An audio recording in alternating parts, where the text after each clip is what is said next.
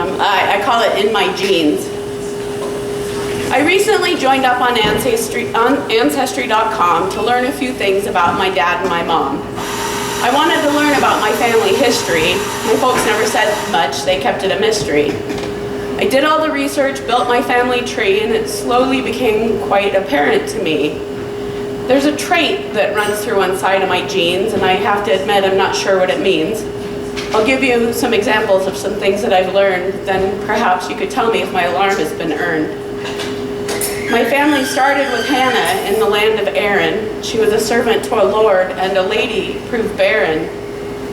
Hannah was shipped off to the States, though, along with her kin, when it was discovered the shape she was in. But she met a Scotsman along the way, and they had 7 more kids without hardly delay.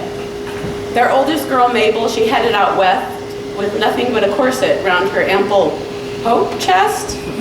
Before long, she charmed all the boys in the town without even once having owned a proper ball gown.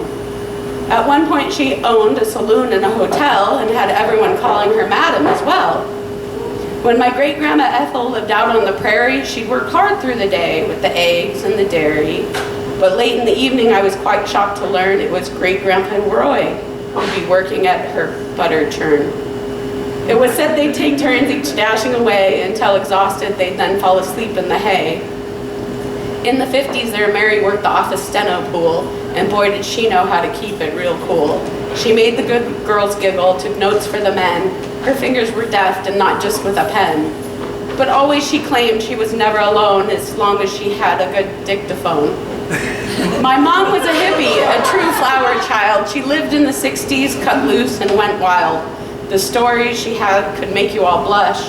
Free sex and free drugs, it was all a big rush. It was worth all the money I paid to the site to confirm that my dad is my father, all right.